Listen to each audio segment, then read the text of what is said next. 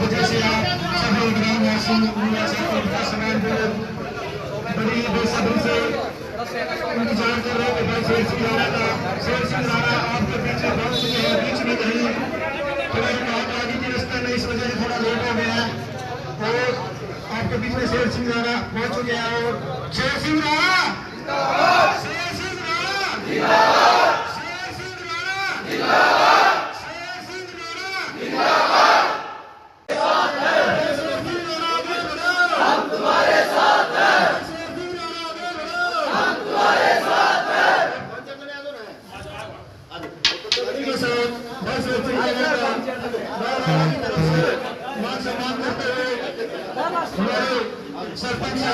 क्या पूरी नहीं आने की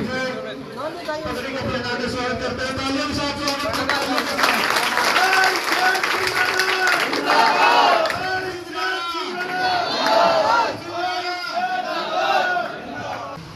बाढ़ आई हुई है, पानी बहुत ज्यादा था, कोई रास्ता दूसरा बदलना पड़ा। हाँ जी, आज के इस कार्यक्रम के मुख्य अतिथि भाई शेर सिंह राणा, युधिष्ठिर राणा सालवन, इस कार्यक्रम के संयोजक रमेश राणा जी और सभी युवा बच्चे जितने भी। शेर सिंह राणा जी बेसिकली सहारनपुर के पास गांव है इनका रुड़की, वहां से बिलोंग करते हैं। और जो आजकल मीडिया पे, फेसबुक पे, अखबारों में और पूरी सरकार की भी इसमें पूरी किरकिरी भी हो रखी है, आपने पता है जिस चीज के बारे में आज चल रहा है ये प्रकरण। अंतिम हिंदू राजा पृथ्वीराज चौहान, मेरी बात आप समझ गए होंगे, पृथ्वीराज चौहान के बाद कोई राजा इस देश में नहीं बना।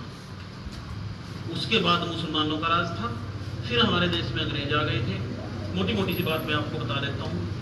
अंग्रेजों के बाद फिर हमारा देश 15 अगस्त 1947 को आजाद हो गया था, और फिर यहाँ लोकतांत्रिक बहाल हो गया था।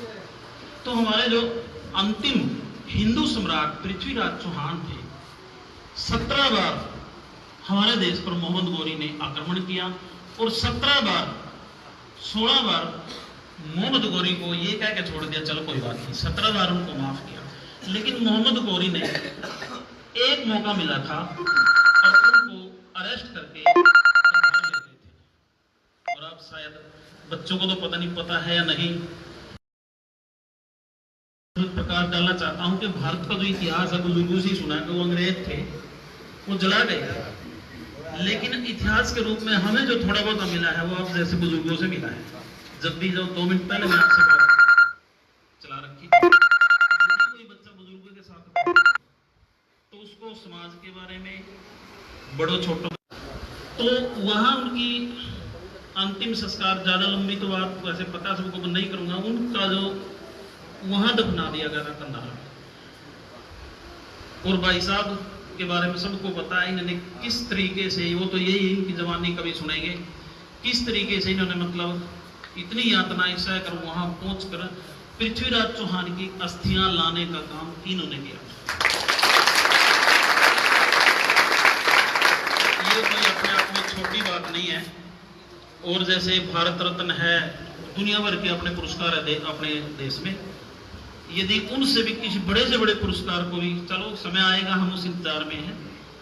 उसके बाद जिस प्रकरण की मैंने बात, जिनके बारे में आए भी हैं और बताएंगे भी आपको, अभी एक काफी बड़ा मुद्दा चला हुआ है, हिंदू तो नहीं कह सकते, गुर्जर और राजपूत का। आपको नहीं पता है, शायद सबको पता होगा सबने। कैथल में एक मूर्ति लगाई थी, मिहिर भोज प्रतिहार सम्राट, उसमें उन्होंने गुर्जर शब्द से उसका अनावरण कराने की ठान ली थी। लेकिन दूसरे हमारे वाले पक्ष ने कह दिया, भाई गुर्जर ना लिखो, ना इस पे राजपूत लिखो।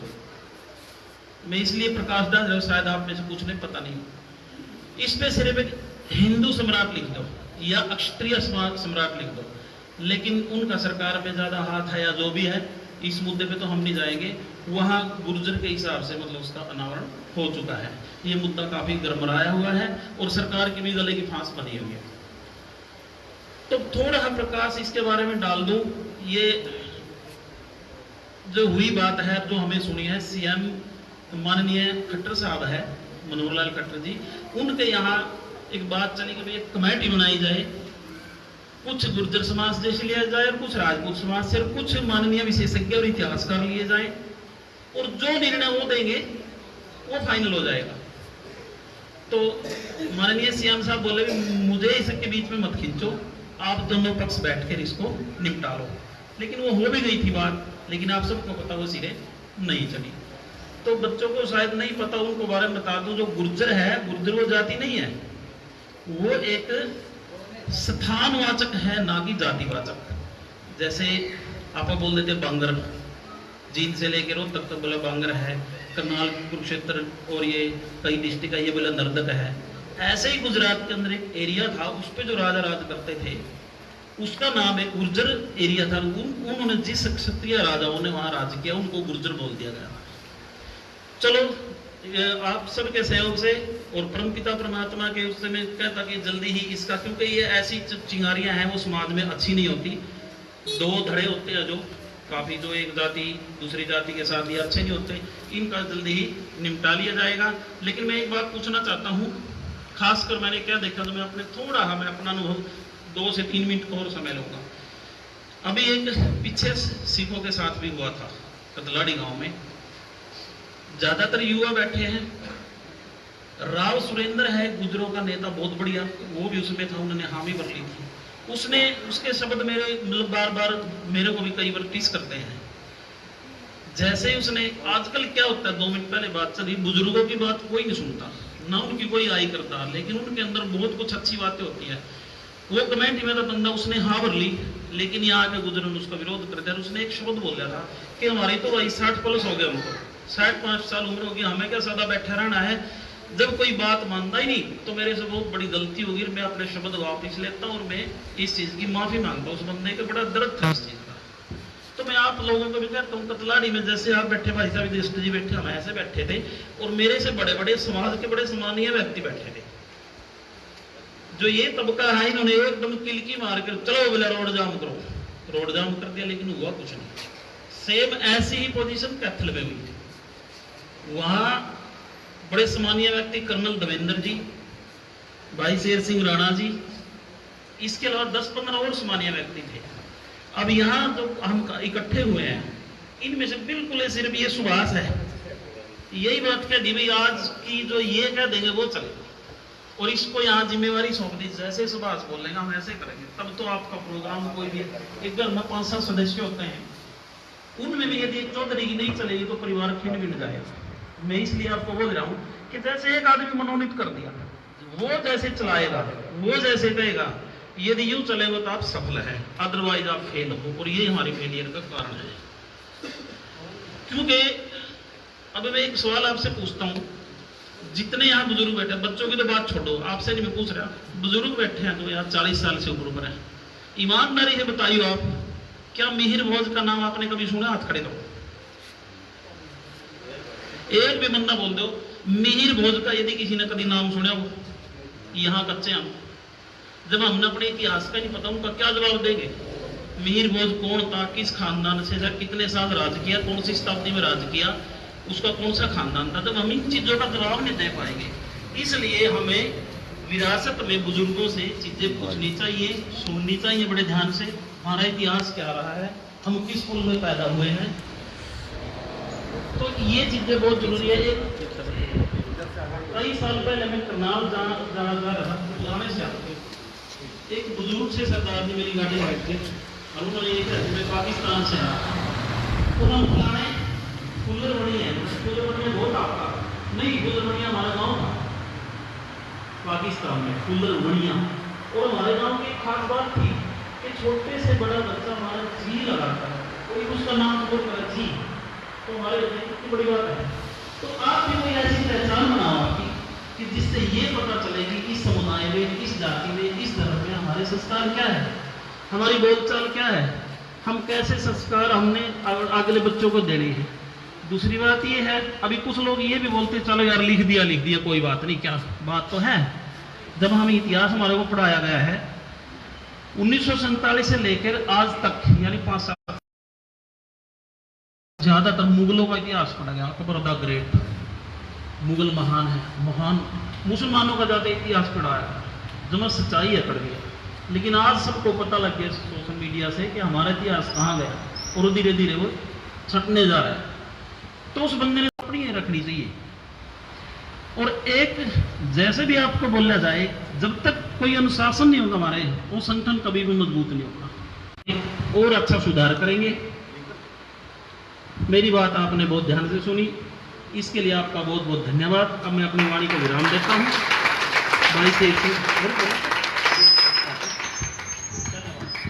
अपेक्षा रखते हैं अपने लड़के से, अपने पोते से कि भाई वो इनको सम्मान दे। तो ऐसे ही जो हमारा 500 साल पहले पूर्वज है वो भी हमसे ये आशा रखता है, क्योंकि हम हैं तो वही भाई, पेड़ तो शाखा तो वही है हम, तो वो भी ये चाहते हैं कि भाई हम उनके सम्मान की रक्षा करें।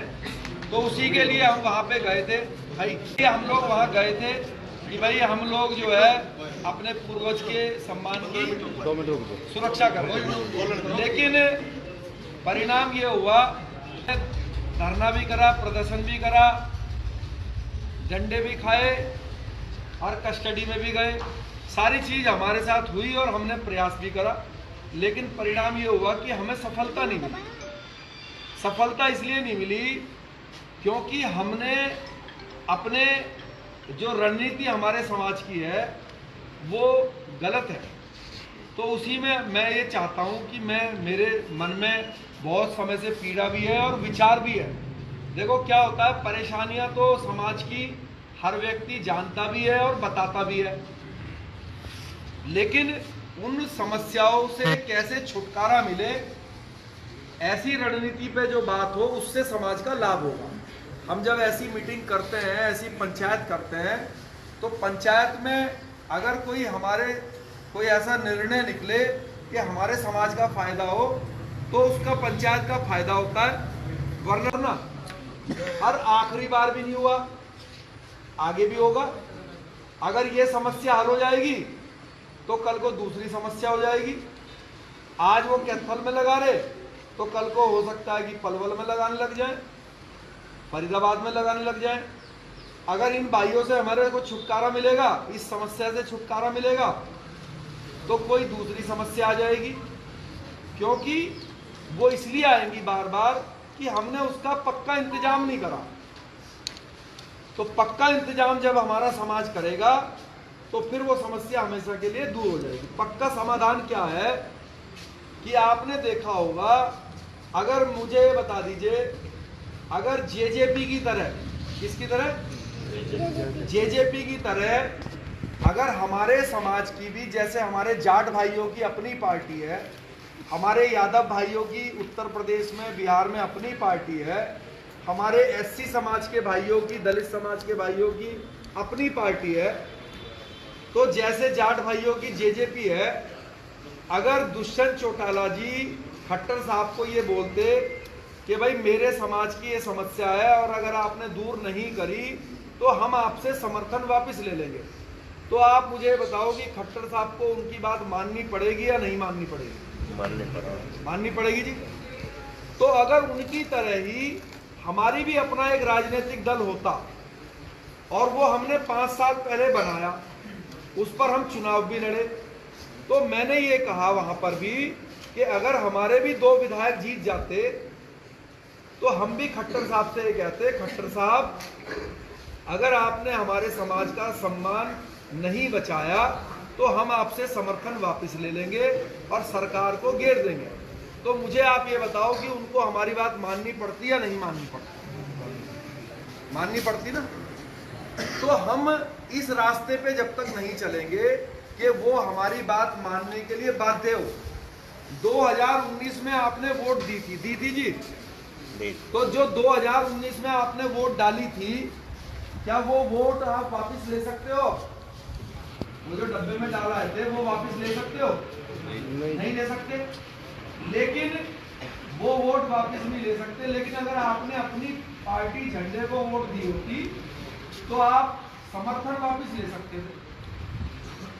तो यही मैं एक रणनीति पे आपसे डिस्कस करने आया हूँ कि मैं आगे इसमें कोई बात बढ़ाऊं, इससे पहले मैं आपको जो हम एक अभियान चलाते हैं भाई अपना घर अपना झंडा। देखिए जब से ये देश आजाद मतलब जब से ये धरती बनी है ना, जब से इस धरती पे इंसान आया है, यहाँ पे दो तरह के जो तंत्र हैं उन्होंने सत्ता स्थापित करी। वो दो तंत्र कौन से हैं? 1947 से पहले के जो तंत्र था उसको हम बोलते थे राजतंत्र। हाँ जी, राजतंत्र में हमारे जो पूर्वज थे वो क्या करते थे? तलवार लेते थे और उस तलवार के दम पे सत्ता हासिल करते थे। ऐसे ही तो होता था। लोग राजतंत्र में क्या होता था? तलवार लेकर चलते थे हमारे पूर्वज, अपना झंडा लेकर चलते थे और जहां झंडा गाड़ दिया वहां तलवार रखी, जिसने आनाकानी उसकी गर्दन उड़ा दी और राज्य स्थापित करते थे। लेकिन जब 1947 के बाद से लोकतंत्र आया, राजतंत्र 1947 से पहले और 47 के बाद लोकतंत्र जो कि आज है, लोकतंत्र में हमारे समाज ने अपना कोई झंडा नहीं बनाया और यही कारण है कि आए दिन हमारे समाज के खिलाफ नए नए कानून बन जाते हैं। हमारे समाज को जो अधिकार मिलने चाहिए, नौकरियां मिलनी चाहिए, वो अधिकार हमारे सुरक्षित नहीं रहते। और ये उस समाज की हालत है जो 1947 से पहले जो 36 बिरादरी का रक्षक था, जो राजा था, वो सिर्फ 75-76 साल में रंग बनने की तरफ है। दूसरों के अधिकारों की तो बहुत दूर की बात है, वो अपने ही अधिकार जो है वो सुरक्षित नहीं रख पाता। और उसके कारण क्या है? उसका कारण ये है कि हमारे समाज ने सही समय पर सही हथियार चलाना नहीं सीखा। जो भी समाज सही समय पर सही हथियार चलाना नहीं सीखता वो समाज पिछड़ जाता है। जैसे कि ये तलवार है, 1900 हमारे जो पूर्वज थे इस तलवार के दम पे हजारों सालों तक उन्होंने सत्ता स्थापित करी जी। उसके बाद जो है बाहर से आक्रमणकारी आए, जो मुस्लिम शासक थे, वो क्या लेके आए? बाबर क्या लाया था? वो लाया तोप। तो क्या हुआ? राजपूत शेर सिंह राणा तो जो तलवार लेके खड़ा रहा, राणा सांगा जी तलवार लेके खड़े रहे और उसने जो है 100 मीटर से तोप का गोला मारा और सत्ता ले ली। ऐसे ही हुआ था ना। यानी कि तलवार को किसने हराया? तोप ने। फिर तोप के बाद अंग्रेज आए बंदूक लेकर। एक तोप ऐसे खड़ी थी, उधर से 1000 लोग बंदूक लेकर आए और उन्होंने दूर से ही, उससे भी दूरी से छुप छाप के जो है उस तोप वाले को भी मार दिया और सत्ता जो है मुगलों से या दूसरे शासकों से जो है अंग्रेजों ने ले ली। यानी कि तलवार से सत्ता ली तोप ने और तोप से सत्ता ली बंदूक ने। और 1947 के बाद इन तीनों को हराकर लोकतंत्र में सत्ता ली किसने? इस वोटिंग मशीन ने। आज मोदी जी देश के प्रधानमंत्री हैं, तो मुझे बताओ कि वो तलवार चला के बने कि इसको चलवा के बने? इससे बने ना, तोप से बने, इससे बने। तो ये क्या है? लोकतंत्र का सबसे बड़ा हथियार ये है। हमारा समाज अभी भी इसके ऊपर जो है समय लगा रहा है और बुद्धि लगा रहा है। भाई लोग जैसा देश वैसा भेष। जब आप लोकतंत्र में अगर सत्ता पे हासिल करना नहीं सीखोगे तो ऐसे ही पिटोगे, ऐसे ही हमारे बच्चों के अधिकार जो है वो छीने जाएंगे।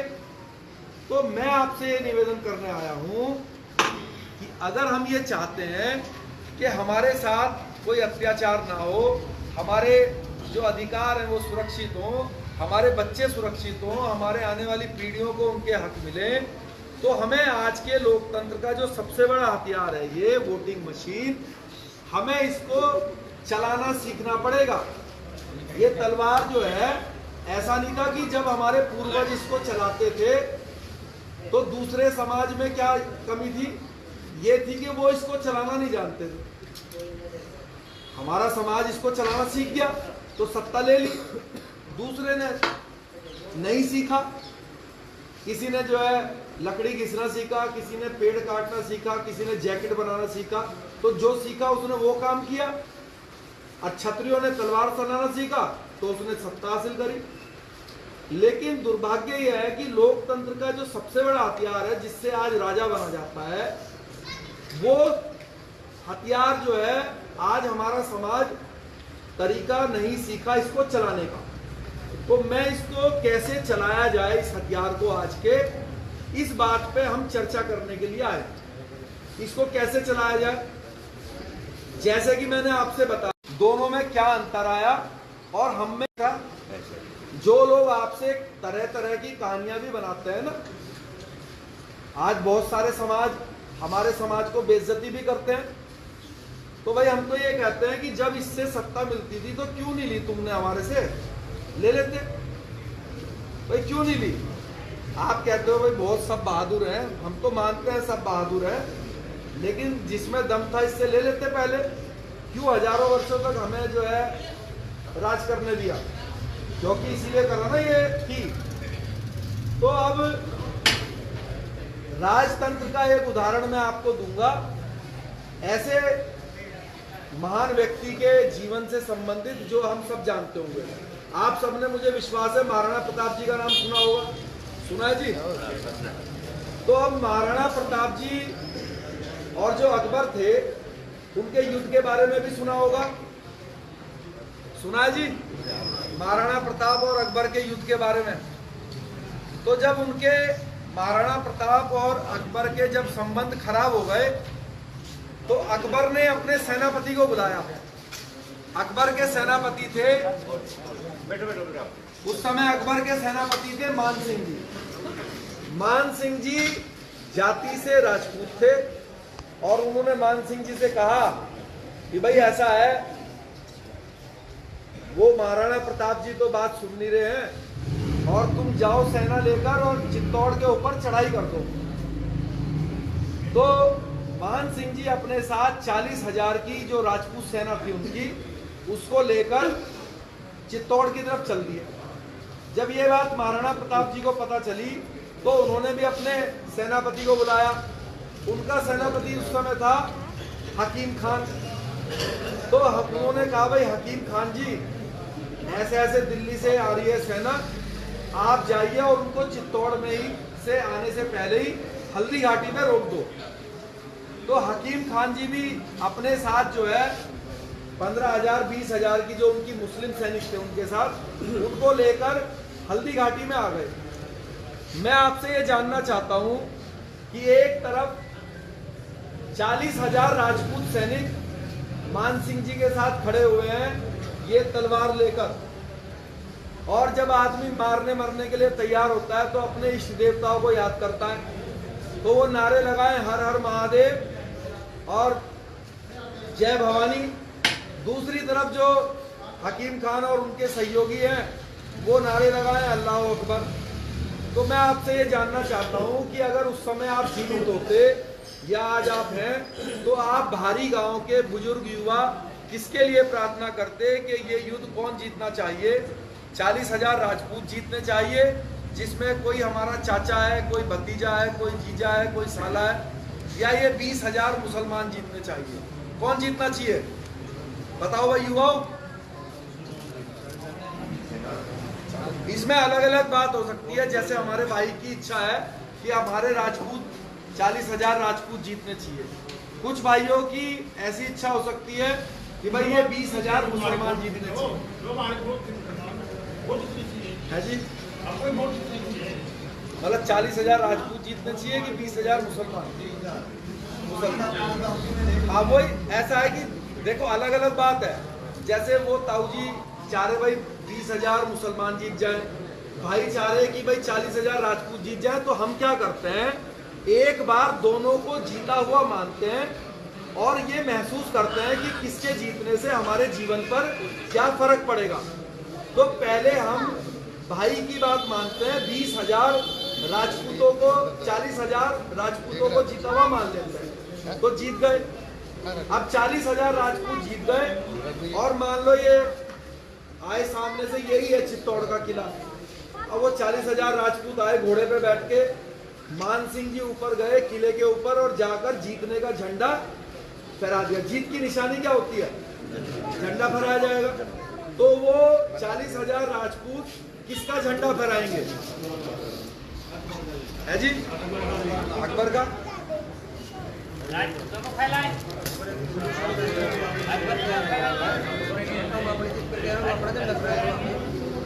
अरे भाई कह रहे हैं हम अपना फहराएंगे। अब आप रिलायंस फैक्ट्री में नौकरी करते हो, सामान बेचने गए तो क्या पैसे अपनी जेब में रखोगे?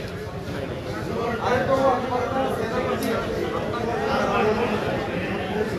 भाई, वो अकबर के सेनापति है, वो उसका थोड़ी ना कोई झंडा है, वो झंडा तो अकबर का फहराएगा, उसके यहाँ नौकरी तो करता है वो।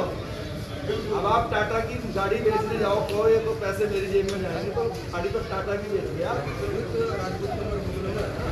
नहीं, तो वो तो वहाँ नौकरी तो करते हैं भाई, वो तो नौकरी करते हैं बेटा। वो तो एक बात हो भाई, अकबर का सेनापति मान सिंह जी था या नहीं था, बस था ना। और महाराणा प्रताप का सेनापति हकीम खान था या नहीं था। तो ये कोई मैं कहानी थोड़ी ना बता रहा है, तो सच है।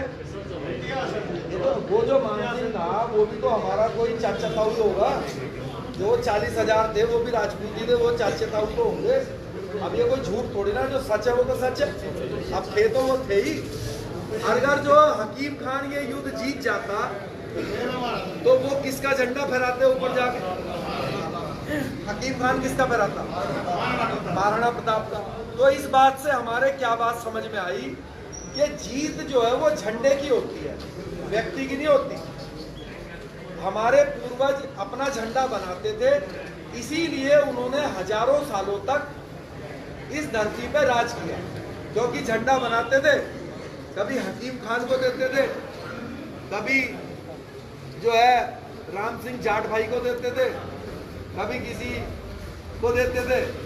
लड़ता था, कटता था, मरता था, लेकिन झंडा किसका, इतिहास में क्या लिखा जाता था कि भाई वो डायनेस्टी जो है वो राज्य जीत गया।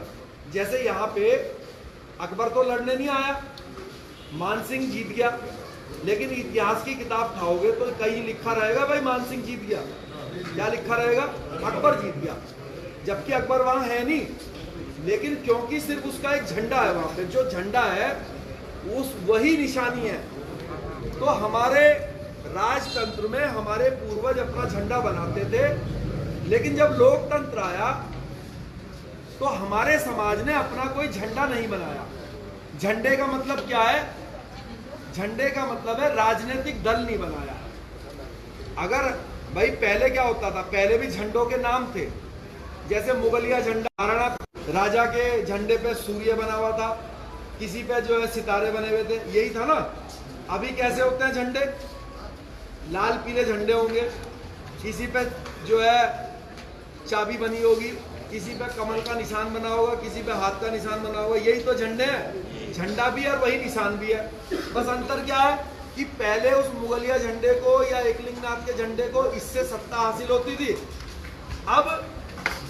अब यहाँ पे झंडे दे देते हैं वो ऐसे 1 2 3 4 कि भाई ये कांग्रेस नाम का झंडा, ये बीजेपी नाम का झंडा, इस पे कमल का निशान, इस पे हाथ का निशान। अब तलवार की जगह वही 50,000 आदमी जिस झंडे के आगे वो अंगूठा दबा देंगे, वो वहां का राजा बन जाएगा। वो समझो कि अगर ये असंध हल्का है तो समझो एक असंध हल्का जो एक किला है, इस किले का वो इस हल्के का जो है वो राजा बन जाएगा, वो समाज, वो झंडे वाले। तो लोकतंत्र में हमारे समाज ने अपना कोई झंडा नहीं बनाया, और जिन्होंने बनाए, जैसे कि अगर मैं आज आपसे ये प्रश्न करूं अभी कि हमारे देश में या हरियाणा में इस समय किस राजनीतिक झंडे की या पार्टी बोल लो उसको, किस राजनीतिक पार्टी की सत्ता है, सरकार है, किसकी सरकार है? बीजेपी की। अगर सरकार बीजेपी की है तो दुष्यंत चौटाला इसमें डिप्टी सीएम क्यों है? क्या दुष्यंत चौटाला जी बीजेपी के नेता हैं? नहीं है। उनका चुनाव निशान क्या कमल है? फिर यानी कि फिर वो मुख्यमंत्री उप मुख्यमंत्री क्यों है? वो इसलिए है क्योंकि हरियाणा में सरकार बीजेपी की नहीं है। हरियाणा में सरकार या हमारे देश में सरकार गठबंधन की है और इस गठबंधन का नाम है एनडीए। ये बात सच्चे है या गलत है? सत्य है जी। अब ये बात में आप सोच रहे होंगे इसमें राणा जी ने कौन सी बहुत बड़ी बात बता दी कि भाई सरकार बीजेपी की नहीं है, एनडीए की है, गठबंधन की है। बस ये अंतर हम समझे। शेर सिंह राणा का वादा है सारी समस्याओं से छुटकारा मिल जाएगा, हमारे बच्चों के अधिकार मिल जाएंगे। इसमें अंतर क्या है दोनों में? अंतर ये है कि आज बीजेपी के साथ जो हमारे देश में अलग अलग जो जाति या क्षेत्र के लोगों ने जो अपनी अपनी पार्टी बनाई हुई है, ऐसी 48 पार्टियां उसके साथ हैं। कितनी है जी? 48। और ये 9 साल से मोदी जी प्रधानमंत्री हैं इस एनडीए के। इससे पहले यूपीए की सरकार थी, मनमोहन सिंह प्रधानमंत्री थे, उसमें कांग्रेस थी और कांग्रेस के साथ 58 अलग अलग जो जातियों ने, जैसे यादव भाइयों ने समाजवादी बनाई हुई है, उधर लालू यादव ने बनाई हुई है आरजेडी, हमारे जाट भाइयों ने इधर मेरठ साइड में चौधरी अजीत सिंह जी ने बनाई हुई है आरएलडी, है ना। अब उनका जयंत चौधरी देखते हैं उस पार्टी को। तो ऐसे ही करके उसमें भी 58 थी। उससे पहले 10 साल तक थे मनमोहन जी, उससे पहले फिर से एनडीए की थी और उसमें भी जो अटल बिहारी वाजपेयी थे उसमें प्रधानमंत्री भी थे और उसमें 78 थी। मैं आपसे बस ये जानना चाहता हूं कि ये जो मोदी जी के साथ आज जो एनडीए है, इसमें जो 48 ये जो जाति या क्षेत्र की जो पार्टी है, झंडा है, या मनमोहन सिंह जी के साथ जो 58 थी या अटल जी के साथ 78 थी, क्या इनमें से कोई ऐसा झंडा है, ऐसी पार्टी है जिसका नाम सुन के यहाँ आप राजपूत समाज के लोगों को ऐसा लगे? मैं ये बात कांग्रेस और बीजेपी के लिए नहीं कर रहा। कांग्रेस और बीजेपी को थोड़ी देर के लिए रख दो उधर पीछे। ये जो इसके साथ जो सहयोगी दल है एनडीए के साथ, क्या इसमें कोई जो क्षेत्रीय दल है, कोई है ऐसा जो वहां राजपूतों की बात रखते हो, राजपूत समाज को उसका नाम सुन के ऐसा लगे भाई ये हमारी है कोई ऐसी? है जी कोई नहीं है। लेकिन उसके बावजूद भी कोई ना कोई तो सत्ता में आता है और हम किसी को वोट दे के सत्ता में लेके आते हैं। तो मुख्य रूप से हमारा जो समाज है वो भारतीय जनता पार्टी को वोट देता है। मोदी जी को भी प्रधानमंत्री बनाने में सबसे बड़ा सहयोग हमारा है, इसमें गलत भी नहीं है। हमारे बुजुर्ग ऐसा करते हैं, सोच समझ के करते होंगे, कुछ अच्छा ही देखते होंगे मोदी जी में, कुछ अच्छा ही देखते होंगे भाजपा में, तो वो ऐसा करते हैं। जब वो उनको अच्छा मानते हैं तो मैं भी उनको अच्छा मानता हूँ।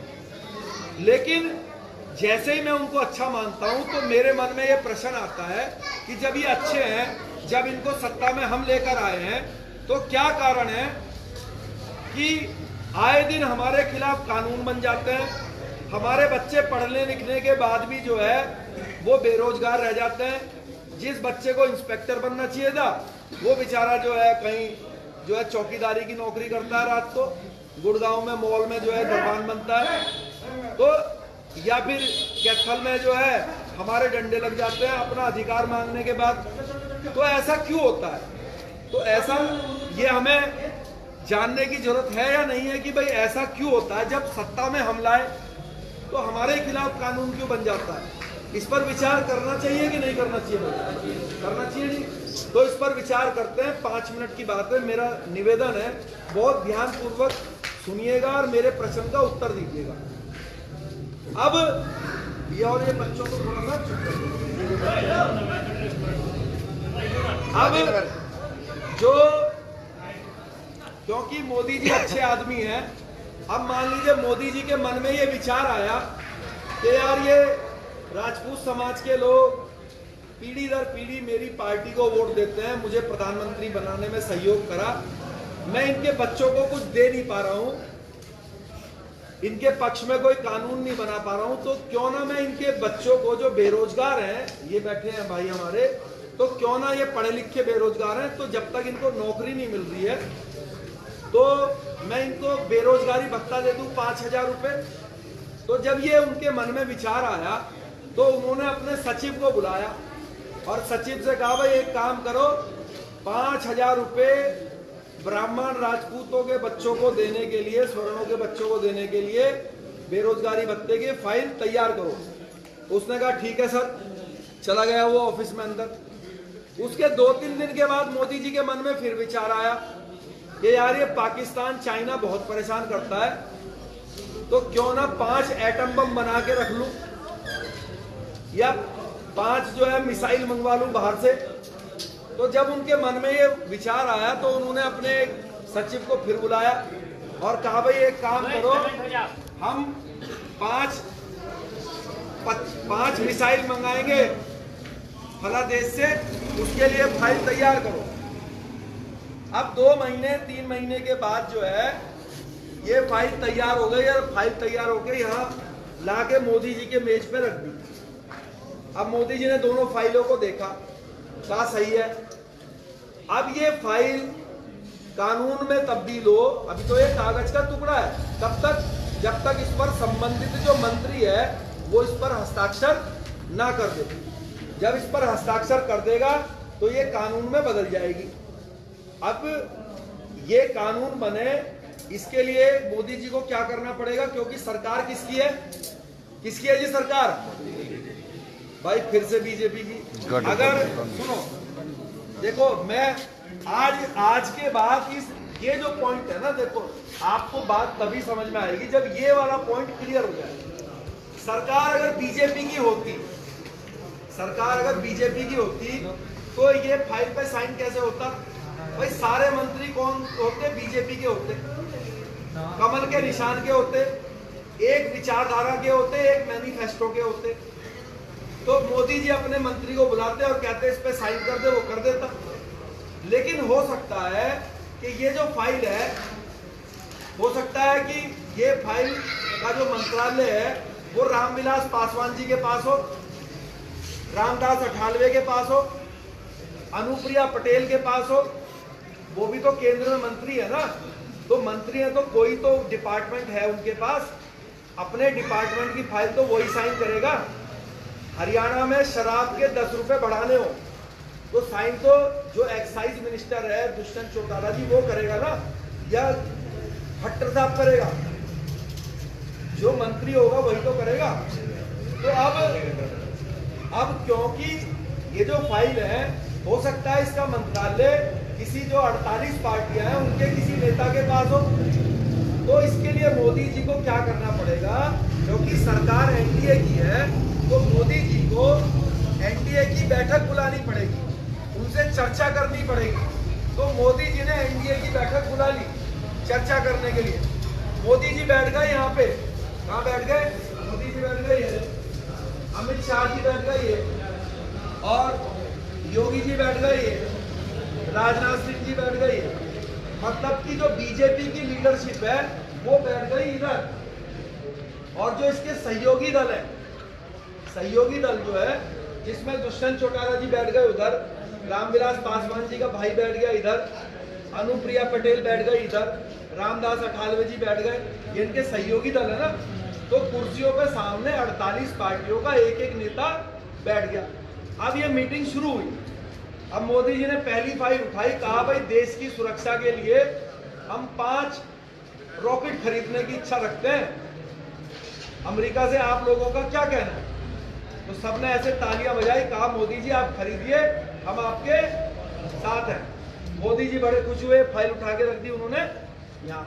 अब दूसरी फाइल उठाई, मोदी जी ने कहा भाई हम 5,000 रुपए बेरोजगारी भत्ता, ये जो राजपूत समाज के, पंडित जी समाज के हैं, ब्राह्मण, इनके बच्चों को देना चाह रहे हैं। जब तक इनको नौकरी नहीं मिलती, इनके पक्ष में हम कुछ कर नहीं पा रहे हैं।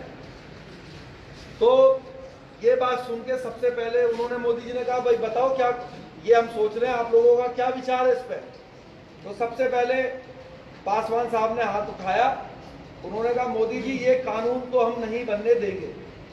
मोदी जी ने कहा चलो, ये तो एक ही बोल रहा। मोदी जी ने कहा चलो जी आप बताओ। निषाद पार्टी वाले ने कहा मोदी जी ये कानून तो नहीं बनेगा। उसने कहा जी आप बताओ। फिर अपना दल वाले ने बोला जी नहीं बनेगा। फिर जेजेपी वाले ने बोला। फिर जो है रामदास अठालवे जी ने बोला। एक एक करके 48 के 48 जो यहाँ बैठे हैं अलग अलग पार्टियों के, इनके सहयोगी, उन्होंने कहा कि अगर आपने 5,000 रुपए दिए इन समाज के बच्चों के, तो हम आपसे समर्थन वापस ले लेंगे, सरकार को घेर देंगे। तो मैं आपसे ये जानना चाहता हूं कि इस स्थिति में ये अपनी सरकार को बचाएंगे, एनडीए को बचाएंगे, या फिर आपके बच्चों को 5,000 रुपया भत्ता देंगे? सरकार बचाएंगे जी। तो जब सरकार बचाएंगे तो ये जो फाइल बनी थी ये कहां जाएगी? ये जाएगी कूड़े के डस्टबिन में।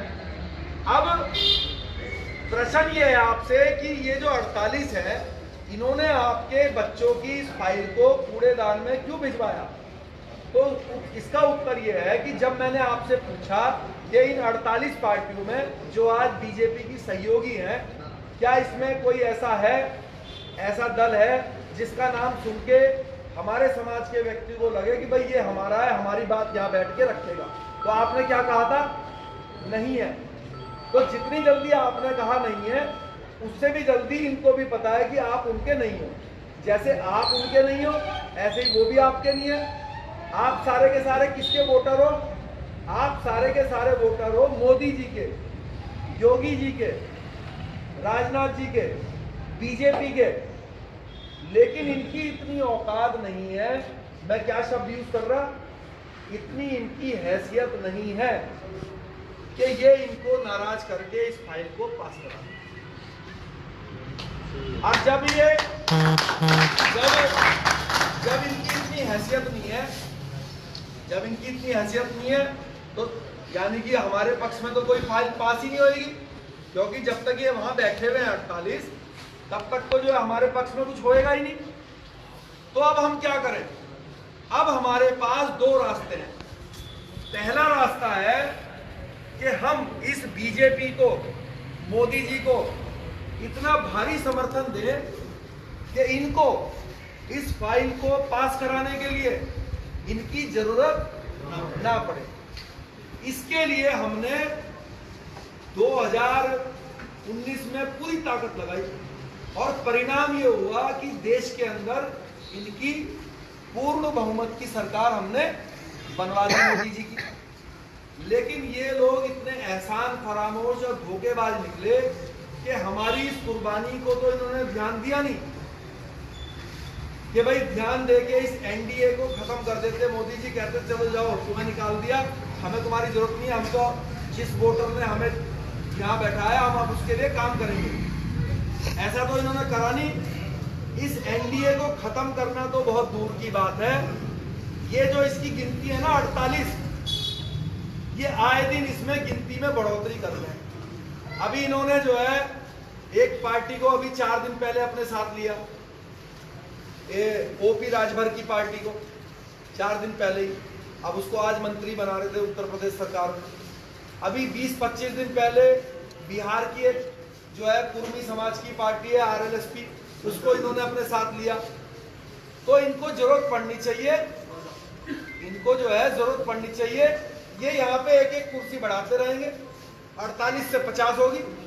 अब लोकसभा चुनाव आ रहे हैं, इनको जरूरत पड़ेगी तो 51वीं कुर्सी पे जो है चंद्रशेखर रावण को बैठा देंगे, उसकी भी पार्टी है।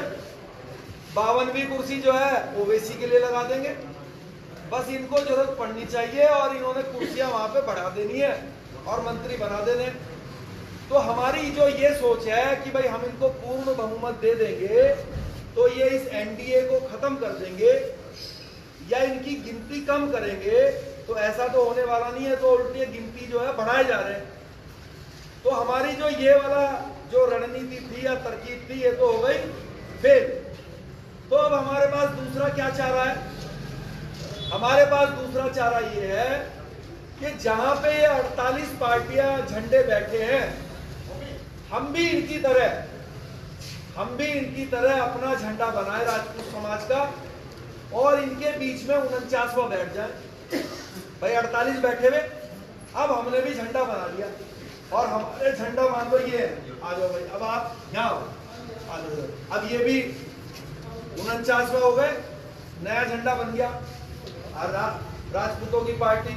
अब ये 49वां इधर बैठ गए। बेटा वहां बैठ जाओ, थोड़ा सा टेक लगा के, थोड़ी कुर्सी तो देनी पड़ेगी हमारे झंडे को। अब ये बैठ गए। अब ये मीटिंग, क्योंकि हर फाइल कैसे पास होगी, ऐसे ही होगी। एनडीए की सरकार है, तो अब ये फाइल जो है दोबारा से पास होने के लिए मान लो आई। अब मोदी जी ने पहली फाइल उठाई, कहा भाई देश की सुरक्षा के लिए हम 5 रॉकेट खरीद रहे हैं अमेरिका से, आप लोगों का क्या कहना है? तो पहले क्या हुआ था, सबने तालियां बजाई थी, कहा खरीदो। अब हमारे प्रतिनिधि का नंबर आया, इसने कहा मोदी जी हमारे पूर्वजों ने तो देश के लिए कुर्बानियां दी हैं, आप 5, उन्होंने कहा भाई 5 की 10 खरीदो, हमारे पूर्वजों ने तो देश के लिए कुर्बानियां दी है, हम तो कुर्बान होने वाला समाज है। फिर मोदी जी बड़े खुश हुए, भाई देखो कितना अच्छा है, 5 की जगह कह रहा 10 खरीद लो। फिर मोदी जी ने दूसरी फाइल उठाई, 5000 कम है, महंगाई बहुत है, 10,000 कीजिए इसको, और आप हमारे जो ये दलित समाज के, जो पिछड़े समाज के हमारे भाई हैं, आप इनको भी दीजिए, हमें कोई समस्या नहीं है। क्योंकि हम यहाँ पर इसलिए नहीं बैठे हैं कि हमें इन 48 की तरह सिर्फ विरोध करना है, हम तो यहाँ पर 49वां झंडा लेकर इसलिए बैठना चाह रहे हैं, और इसलिए बैठेंगे कि जब ये 48 हमारे बच्चों की फाइल को सांप बन के डसे, तो हमारा 49वां बैठा प्रतिनिधि अपने झंडे में से डंडा निकाले, डंडा भी होता है ना झंडे में, उसमें से डंडा निकाले और उनको कहे शांति से बैठ जाओ, तुम अपने अधिकार लो और हमें अपने अधिकार लेने दो। जब मोदी जी कहें कि मैं 10 दिन के बाद राम जी का मंदिर बनाऊंगा, तो आपका बैठा हुआ प्रतिनिधि कहे मोदी जी 10 दिन बाद क्यों बनाओगे, हम तो प्रभु श्री राम के वंशज हैं, आप जल्दी से जल्दी आज ही मंदिर को बनाइए। जब मोदी जी कहें कि पाकिस्तान के ऊपर सर्जिकल स्ट्राइक करूंगा 1 हफ्ते बाद, तो आपका प्रतिनिधि कहे मोदी जी 1 हफ्ते बाद क्यों करोगे, इस दुष्ट पाकिस्तान को अभी खत्म कीजिए, हम आपके साथ हैं। तो अभी तक जो हमारा समाज मंदिर के लिए, पाकिस्तान के लिए, हिंदू के लिए, इसके लिए, सड़क के लिए, बिजली के लिए, पानी के लिए वोट देता है, तो वो जब आप वहां बैठे होंगे तो ये सारे काम भी आप जल्दी कराओगे, इनसे मंदिर भी बनवाओगे, रॉकेट भी खरीदाओगे, और जब अपने अधिकारों की बात आएगी तो अपने अधिकार, अपने बच्चों के अधिकारों को सुरक्षित करते हुए 5000 रुपए इनके अकाउंट में भी डलवाओगे। तो मैं ये जानना चाहता हूं कि क्या हमें भी इन 48 की तरह अपना झंडा बना के 49वां इनके बीच में बैठना चाहिए कि नहीं बैठना चाहिए? सब दिल से बताओ भाई। अब आपने स्वीकार किया कि बैठना चाहिए, तो वही झंडा हमने बनाया जिसका नाम है राष्ट्रवादी जनलोक पार्टी, आरजेपी। मुझे कई लोगों ने कहा कि राणा जी आपने जो राजनीतिक दल बनाया ये अच्छा काम नहीं करा, क्षत्रिय महासभा बनानी थी। मैं आपसे ये जानना चाहता हूं कि ये जो जहां पे एनडीए की मीटिंग हो रही है, क्या यहाँ पे कोई सामाजिक संगठन को बैठाया जाएगा? तो हम क्या कर सकते हैं, सामाजिक संगठन बना के बाहर से ज्ञापन दे सकते हैं। किसके नाम दे सकते हैं? किसके नाम देंगे? सरकार के नाम, सरकार के नाम देंगे। अभी कैथल में हमने क्या किया, ज्ञापन दिया ना, मान लो डीसी साहब को ज्ञापन दिया, तो किसके? मुख्यमंत्री, जो सरकार है उसके नाम दिया ना। और सरकार क्या है? सरकार है मोदी जी और ये 48, सरकार है खट्टर जी और जेजेपी। तो यानी कि जो भी आप भिखारियों की तरह आप ज्ञापन दोगे वो किसके पास आएगा? इनके पास आएगा। ये तय करेंगे कि आपको डंडे मारने हैं कि कुछ देना है। तो इन्होंने कैथल में तय करा कि इनके डंडे मारने हैं, तो अब भगा दिया वहां से आपको। तो मैं आपको बार बार ये बोल रहा हूं कि आप भिखारी क्यों बने हुए हो? अपने पूर्वजों की तरह सरकार बनो, सरकार अपनी पार्टी झंडा बनाओ और यहां बैठो इनके साथ। पहले इधर बैठो, पहले किधर बैठो? जब 10 जिताओगे तो इधर बैठोगे, और जब 46 जिताओगे तो इधर बैठोगे। बैठोगे कि नहीं? तो पहले शुरुआत करो इधर बैठने की, और फिर धीरे धीरे जो है इन सबको पटकनी देके इसको जैसे जैसे इस हथियार को हम चलाना सीखता जाएंगे, बढ़िया ऐसे पीछे की कुर्सी से आगे आते आते यहाँ जाएंगे। तो कैसे आएंगे? अब बात यह है कि आपने ये बात स्वीकार करी कि झंडा होना चाहिए, आपने ये बात स्वीकार करी कि उस झंडे से हमें बहुत सारी अपने जो अधिकार हैं वो हमारे को मिलेंगे। अब बात यह है कि यहाँ पे 49वां हमें ऐसे तो कोई बैठाएगा नहीं भाई, यहाँ पे तो अपनी पार्टी झंडे के विधायक या सांसद तो होने चाहिए, तभी तो कोई बैठाएगा वहाँ। तो अब ये कैसे जीता जाए, इसकी रणनीति भी एक बनानी पड़ेगी, क्योंकि ये एक युद्ध है और युद्ध के अंदर चाहे आप कितने भी बहादुर हो, जब तक रणनीति नहीं होगी तब तक आप युद्ध नहीं जीत सकते। तो रणनीति मैं आपको बताता हूं। रणनीति ये है कि जैसे मुझे याद नहीं है, मैंने यहाँ पे बताया शायद मैंने, अब जैसे मान लीजिए राजस्थान में चुनाव हुए, तो राजस्थान के उस चुनाव में बहुजन समाज जो पार्टी है वो भी चुनाव लड़ी। जब वो चुनाव लड़ी तो उसके 6 विधायक जीत गए। कितने जीते जी? 6। तो जो 6 विधायक थे वो सारे के सारे जो है वो ठाकुर और ब्राह्मण थे, दलित समाज का कोई व्यक्ति उसमें नहीं था। तो जब वो ब्राह्मण ठाकुर विधायक बन गए बसपा से, बहुजन समाज पार्टी से, तो मायावती जी ने उनको दिल्ली बुलाया और दिल्ली बुला के एक प्रेस कॉन्फ्रेंस रखी और ऐसे बैठ गई, सामने एक पट्टी लगाई, Bahujan Samaj party press conference, और 3 विधायक बैठा है इधर ठाकुर साहब और 3 बैठा है इधर पंडित जी, और बैठ के बोली कि भाई जिसको भी इन 6 विधायकों का समर्थन चाहिए, क्या बोली? जिसको भी इन 6 विधायकों का समर्थन चाहिए, समर्थन हम उसको देंगे जो एससी समाज, दलित समाज के ऊपर जो मुकदमे दर्ज हुए हैं 2 अप्रैल 2018 को, उनको वापस लेगा। तो वो किन मुकदमों की बात कर रही है, वो क्यों लगे थे? आपको याद होगा हरिजन एक्ट आया था 2018 में, सुप्रीम कोर्ट का आदेश पलट के, तो उसके लिए एससी समाज ने सड़कों पे बहुत धरना प्रदर्शन किया था। जब आप सड़क जाम करोगे, बसों में आग लगाओगे तो मुकदमे भी होंगे। तो 2 अप्रैल को उन्होंने पूरा राजस्थान बंद किया था, भारत बंद का आह्वान किया था। तो राजस्थान में उनके ऊपर हजारों मुकदमे लगे थे।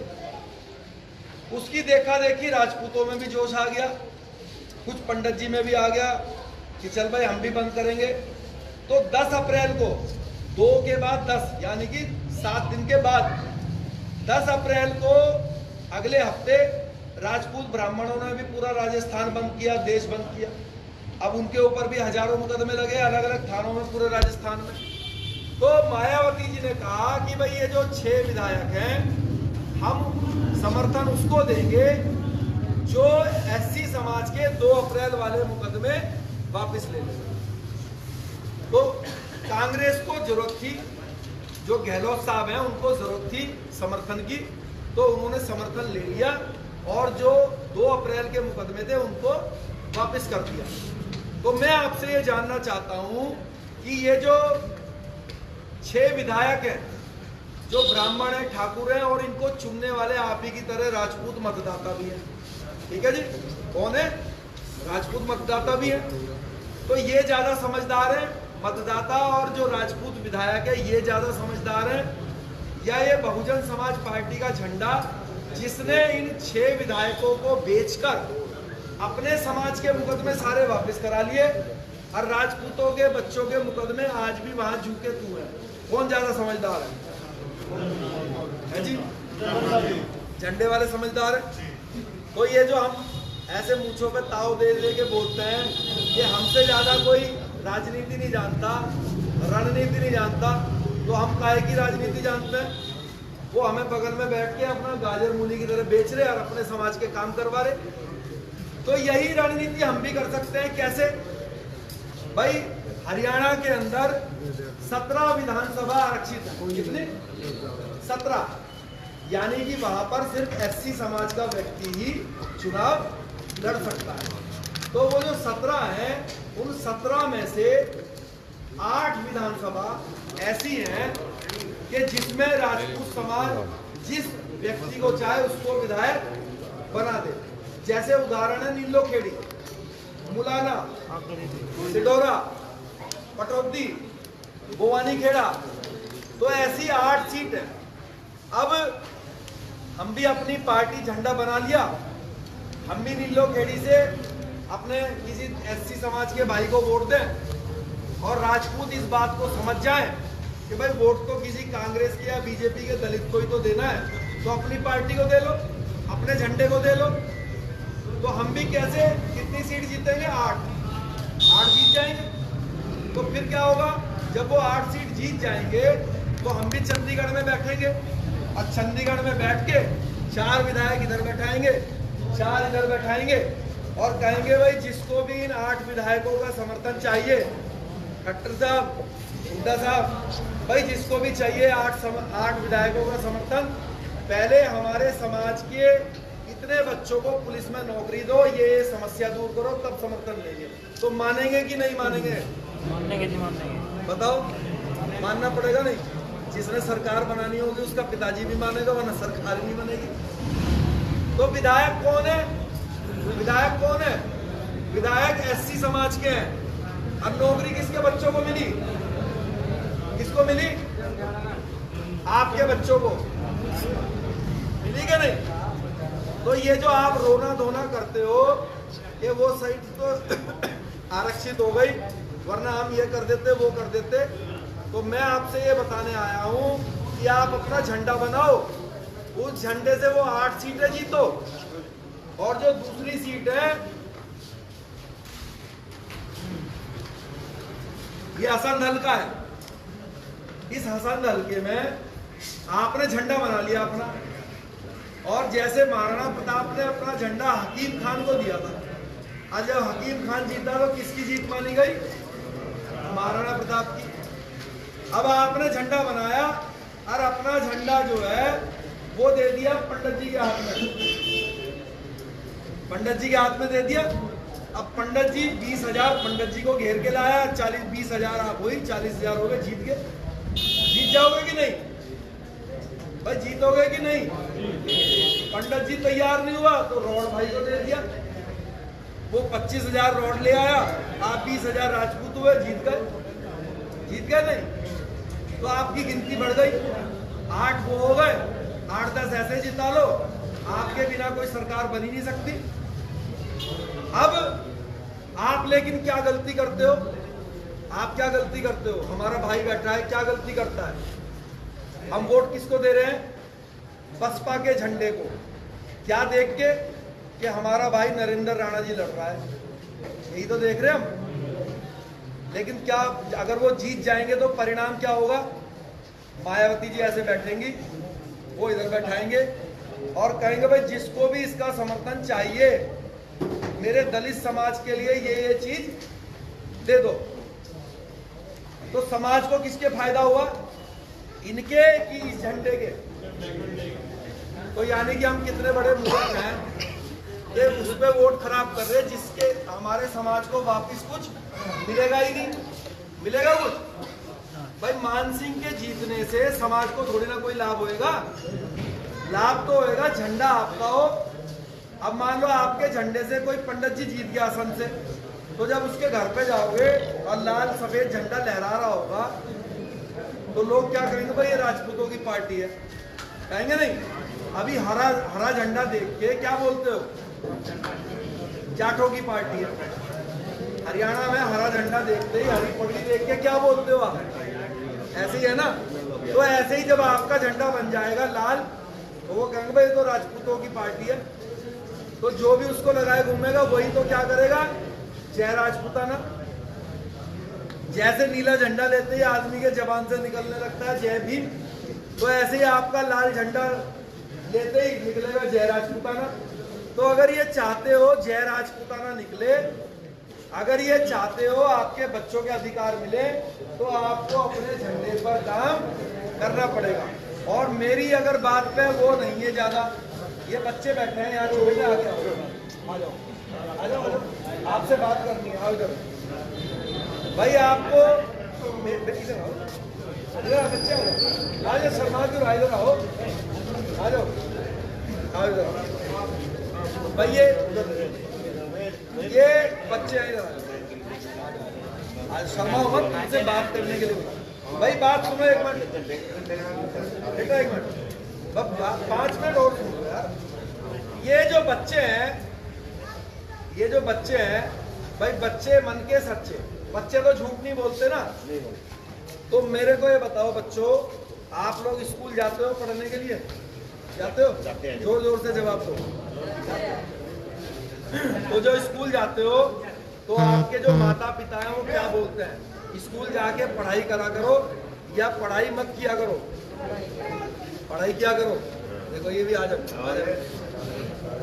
ये कह रहा है पढ़ाई करा करो। तो जो आप पढ़ाई करते हो, जब पढ़ाई करते करते जब बड़े हो जाओगे, है ना, जब बड़े हो जाओगे तो पढ़ाई करके बड़े होके आप क्या बनना चाहोगे, क्या बनना चाहते हो? फौजी, आप डॉक्टर, आप डॉक्टर, आप। देखो जी, 2 तो हैं फौजी और 2 हैं डॉक्टर, आपके गांव का भविष्य। तो मेरे बच्चों, जब आप डॉक्टर बनने जाओगे, जब आप डॉक्टर बनने जाओगे, जब आप फौजी बनने जाओगे, तो आप क्योंकि बचपन से खूब पढ़ते हो, तो आपके नंबर आएंगे 100 में से 100, है ना? कितने आएंगे? 100। लेकिन डॉक्टर आपको नहीं बनाया जाएगा, फौजी आपको नहीं बनाया जाएगा, डॉक्टर उसको बनाया जाएगा जिसके 0 नंबर होंगे। तो ये सही है कि गलत है?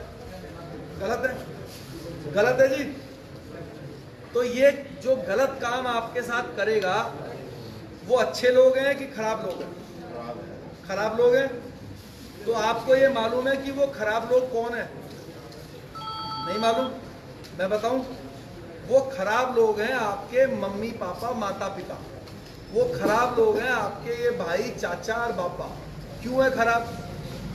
वो इसलिए खराब हैं कि ये आपसे क्या बोलते हैं कि बेटे खूब पढ़ा करो और खूब पढ़ोगे तो आप डॉक्टर बन जाओगे, यही बोलते हैं ना। लेकिन अगर सिर्फ पढ़ाई लिखाई से ही डॉक्टर बना जाता, फौजी बना जाता, पुलिस अफसर बना जाता, तो आपके गांव में कितने बन गए? अगर नौकरी देने वाला सत्ता में वैसा बैठा हो, कैसा, जो डंके की चोट पे कहे राजा कि भाई अगर हरियाणा पुलिस में भर्ती होना है तो जाट की कोखनी से पैदा होना पड़ेगा, जाटनी की कोख। अगर कोई ऐसा बैठा हो तो आप कितनी उछल कूद कर लो, उल्टे हो जाओ, सीधे हो जाओ, लग जाएगी नौकरी। जिसने मन बना लिया भाई मेरे को इन्हीं को देनी है, उनको देनी ही नहीं, इसको देनी ही नहीं, तो बेटे आपके 100 नंबर आए और आप ही डॉक्टर बनो, आप ही फौजी बनो। इसके लिए आपको एक ऐसा इंतजाम करना पड़ेगा कि जो राजा है, जो सत्ता है, जो सरकार है, उसमें आपकी बात रखने वाले, आपका झंडा हो, आपकी पार्टी हो जो आपकी बात रखे और कोई आपके साथ अन्याय ना कर पाए। तो मैं ये जानना चाहता हूं कि ऐसा झंडा, ऐसे लोग वहां पे होने चाहिए कि नहीं होने चाहिए जो आपके अधिकारों की रक्षा करें? होने चाहिए भाई। बच्चे तो कह रहे हैं होने चाहिए। मेरा निवेदन आपसे यह है कि अगर ये आपके ही बच्चे हैं, अगर किसी लोगों को, मैं सोचता हूं कि लोग कितनी घटिया सोच तक भी जा चुके हैं, उनको अपने बच्चों की परवाह नहीं है, अपने समाज की, अपने खानदान की कोई परवाह नहीं है, बस बीजेपी। अबे सारे बेरोजगार, कुछ कानून हमारे खिलाफ उल्टे सीधे, सब उल्टा हो रहा। कभी लट खाते हो, कभी सड़क पे छिपते हो, कभी उल्टे कानून। फिर भी जो है अगर आपको समर्थन देना ही है तो पहले अपनी पार्टी को दो, और जो इसके अधिकार की बात करे जब वहां बैठेगा ये अब, और जब इसको कहेगा ना भाई तेरे को नौकरी नहीं मिलेगी तो ये खड़ा होगा, भाई क्यों नहीं मिलेगी, जब इसके 100 नंबर है तो यही भर्ती होएगा डॉक्टरी में, कैसे दूसरे को कर देगा, तो तब इसको नौकरी मिलेगी, और वरना तो जो है ठन गोपाल कुछ भी नहीं मिलेगा। तो मेरा निवेदन है बच्चों आप सबसे कि अगर आप डॉक्टर, इंजीनियर, फौजी, पुलिस जो भी आप बनना चाहते हो, ईश्वर आपको बनाएगा, आप मेहनत करो, आप पढ़ो, और हम मेहनत करके आपके अधिकारों की रक्षा करेंगे वहां बैठ के अपने झंडे के रूप में। आपको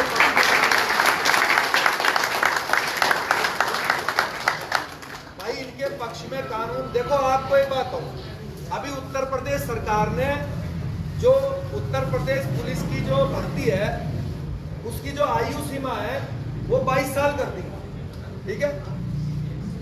अब अगर मान लो हमारा, क्योंकि वहां हमारा कहने सुनने वाला नहीं है, अगर कहने सुनने वाला होता तो वो योगी जी से कहता योगी जी ये गलत बात है, उम्र करो 28 साल, अब मान लो 22 साल कर दी, इस बच्चे का सपना है पुलिस में भर्ती होएगा, अब मान लो 18 साल से 22 साल की उम्र है और उसने 4 साल भर्ती नहीं निकाली, अब ये जिस दिन भर्ती निकाली इसकी उम्र हो गई 22 साल 1 दिन, इसके बचपन का सपना टूट गया कि नहीं टूट गया? टूट गया ना। तो आपके पक्ष के अधिकार जो है, आपके हक की जो बात है वो रखने के लिए भी, इन बच्चों के अच्छे भविष्य के लिए आपको अपना झंडा सत्ता में हिस्सेदार बनाना पड़ेगा। अगर कैथल वाली बात, अगर हमारे 2 विधायक होते, मेरी बात समाज ने मानी नहीं जब मैं 4 साल पहले कुत्ते की तरह धक्के खाए, अगर नीलो खेड़ी और भवानी खेड़ा, मैं सारे राजपूतों से कह रहा हूं, नीलो खेड़ी और भवानी खेड़ा में मेरी बात मानते और दोनों विधायक जिता लेते, दोनों दलित समाज के थे, तो हम खट्टर साहब की जो है ना गर्दन पकड़ लेते कि अगर आपने हमारी बात नहीं मानी समर्थन आपसे वापस ले लेंगे। तो मानता कि नहीं, लठ मारता कि मानता। लेकिन हमने क्या किया, हमने जो है दूसरों लोगों को जिता दिया, जिताया तो दलित समाज के भाई को। तो अब अगर कोई जो राजपूत, जिन भाजपूतों ने, जिन घटिया लोगों ने उनको वोट दी थी, अब उससे इस्तीफा दिलवा देंगे? नहीं। बताओ आप, वो तो अब उनको घास भी नहीं डालते। तो मेरा निवेदन आपसे ये है कि अपना झंडा बनाओ, चाहे असंध हो, चाहे नीलोखेड़ी हो, चाहे कोई हल्का हो, जिस हल्के से जिसमें हमारी इतनी ताकत है कि हम अपने झंडे से अपने किसी राजपूत भाई को जिता सकते हैं, वो तो है सोने पे सुहागा। क्या है वो? सोने पे सुहागा। और जिस पे हम इतने गिनती नहीं है, हमारी गिनती कम है, तो उसमें किसी हकीम खान जैसे भाई को अपना टिकट दो, ले भाई पंडित जी आप लो, ये झंडा राजपूतों का है, आप थामो, तो वो अपने समाज की लेगा। जब 2 समाज की गिनती बढ़ेगी, सीट निकल जाएगी, निकलेगी कि नहीं? अभी दुष्यंत चौटाला है, क्या उसके 10 के 10 विधायक जाट हैं? नहीं है ना। तो अगर तुम्हारे भी 10 विधायक दूसरी समाज के होंगे, मजे तो तुम ही मारोगे कि नहीं? तो इस बात की क्यों टेंशन लेते हो कि भाई राजपूत ही होना चाहिए? हमारे समाज को पार्टी बनानी नहीं आई। मेरे से कई लोग कहते हैं, बड़े बुजुर्ग, राणा जी आप ऐसी बात करते हो, क्या एक समाज से पार्टी बनती है? पार्टी एक ही समाज से बनती है, विधायक एक समाज से नहीं बनता।